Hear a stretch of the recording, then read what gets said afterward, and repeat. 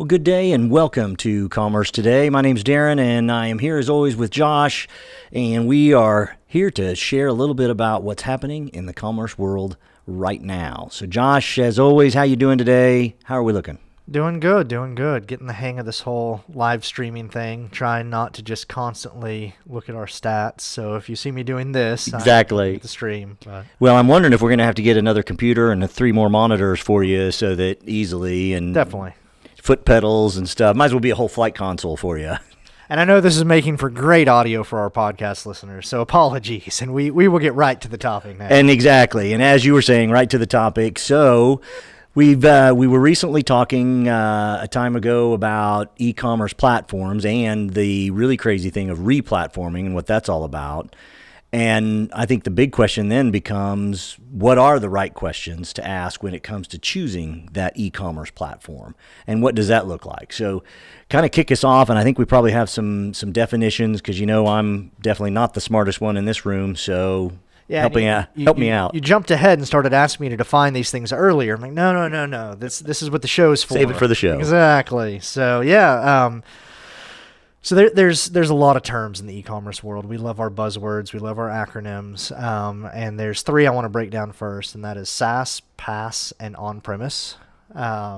SaaS, you've probably heard of. Software as a service. So that's basically you're purchasing a service provided by some software, but you're not really purchasing the software. So think Shopify, BigCommerce. You're signing up on a monthly basis, and you don't really have direct access to the code. You can't change the code, but it is code or software that is providing an e-commerce site for your business. Mm-hmm. So then you have PaaS, Platform as a Service. It's a little bit different in that you are paying more for a platform. So it's the hosting environment, kind of like the SaaS.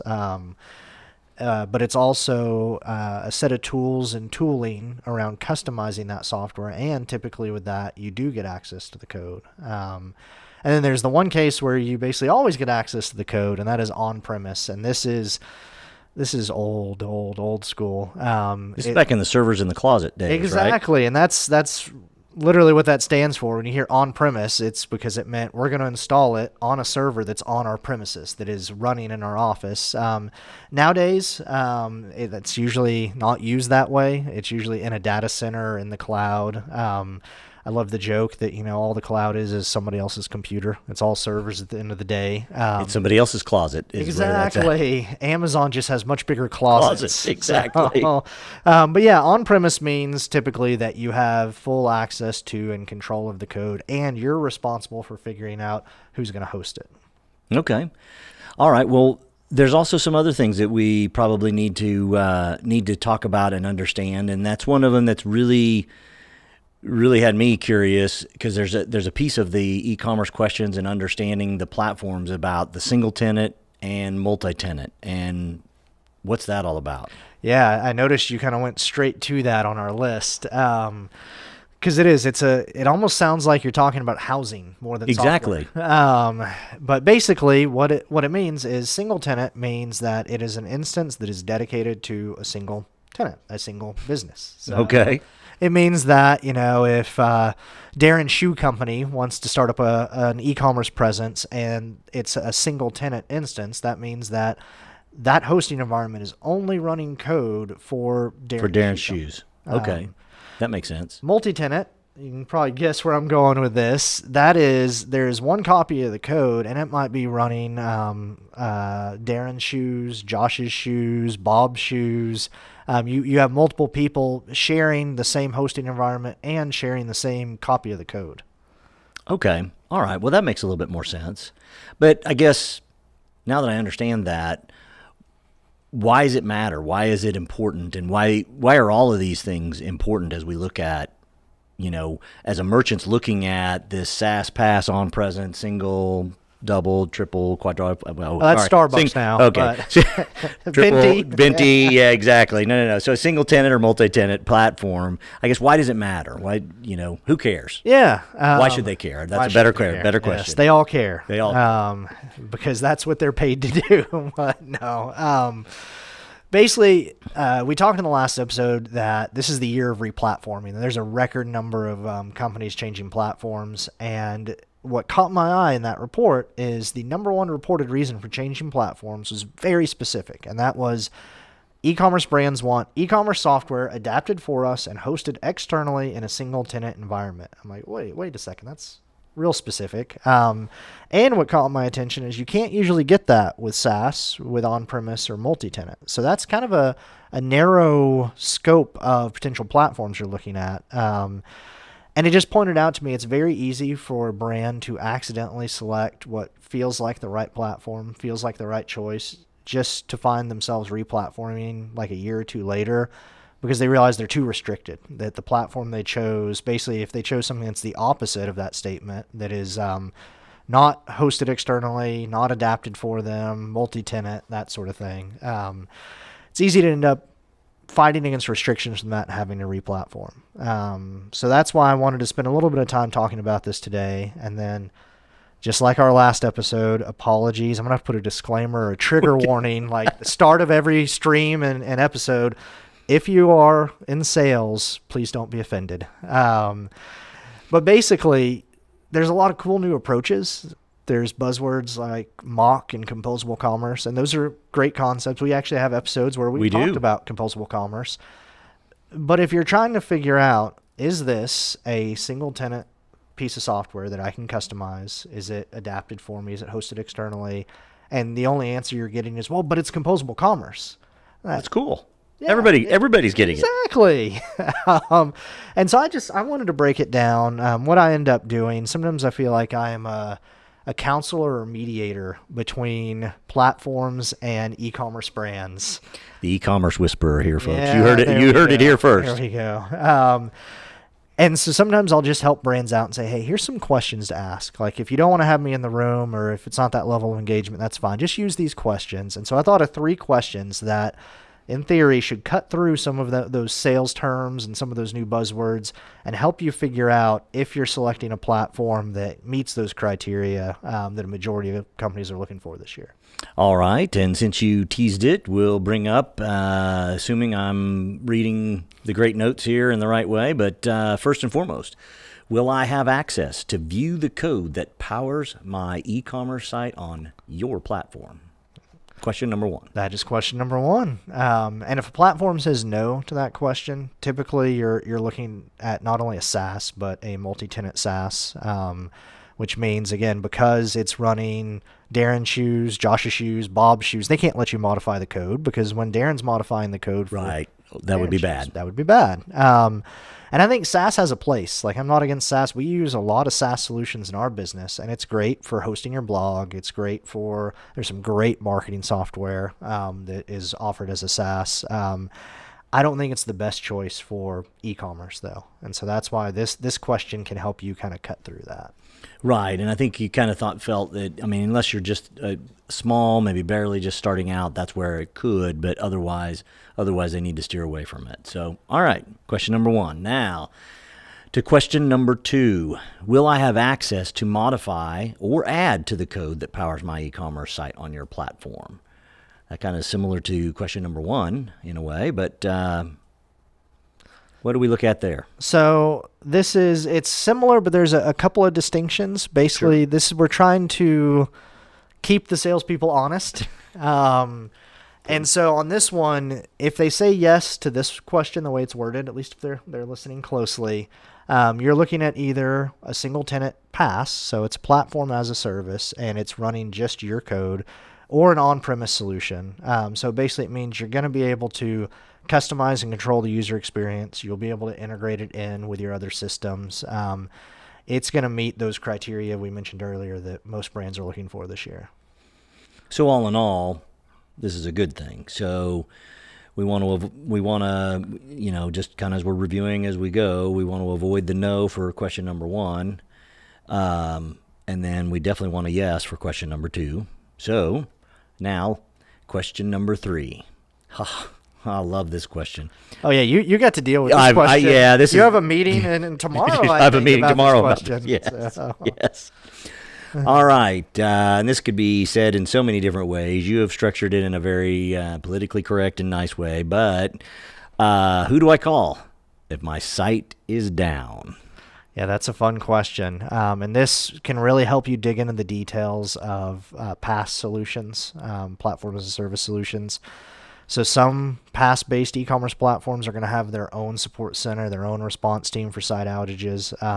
Others will refer you directly to the underlying hosting provider. So some of these are set up, say, on Amazon AWS. They might send you straight there. If they've answered yes, that yes, you're going to be able to view the code, and yes, you'll even be able to modify the code, and then they say they are the company you would call if your site's down, chances are you're in that sweet spot. You found that commerce software that's adapted for your brand and hosted externally in a single tenant environment. That'll give you kind of the best of the most flexibility without going into systems that are just going to have a lot of overhead and expenses for support. Okay. And the reason you probably see me, I'm kind of furrowing my brow, as I might say, because as I'm thinking about this, given the kind of direct situation that I get to enjoy tomorrow and stuff around this, but isn't there also, or couldn't there also be advantages to, and I guess I'm not sure exactly how this would be characterized, but maybe it's characterized as an on-prem type of situation, but yet it's a platform, but the platform's hosted on in that on-prem place. So you have a different, basically the short of this is you have a different person. You're not calling the platform in the sense of it's down, you're calling the hosting. So those are two different places. How does that weigh into this? Yeah, that typically would mean that you're dealing with an on-premise solution that you've selected a hosting provider for. And I do think there are kind of the two ways I would look at, or the two things I would look at, is depending on your business, you either would want something where it's a PaaS and the platform is taking care of everything and they're the place you call, or you want an on-premise solution where you get a copy of the code and you select where it's hosted. Now, the difference is in that really comes down to, is your team technical? Do you have an IT team? Do you have someone at least that can help you make the right choice as far as where to host it? Because I've seen people get in over their heads and have problems where if their site goes down and it's an on-premise solution, well, when you call the e-commerce platform, they're going to say, well, we don't call your hosting. Yeah, call your hosting provider. You call your hosting provider, and depending on the hosting provider, they might say, well, this is a problem with your application. You need to call your e-commerce solution or your e-commerce application provider, and you just get stuck going around. Hence, in the circle of service that is not a happy one. Circle of disservice. Disservice, yes. Thank you. I was trying to think of the word. That was it. Yeah, circle of disservice. But with the right platform and with the right hosting provider and kind of the right resources, either on your team or with a partner that you trust, you can find a sweet spot there. You can find that sweet spot. Okay. But ideally, what you're looking for is the answer yes on this, that basically the same, said the platform that you're speaking to is the same place you're going to call if everything goes down. So, all right, that makes sense. Well, just a quick review for those keeping score at home. The three questions: will I have access to view the code that powers my e-commerce site on your platform?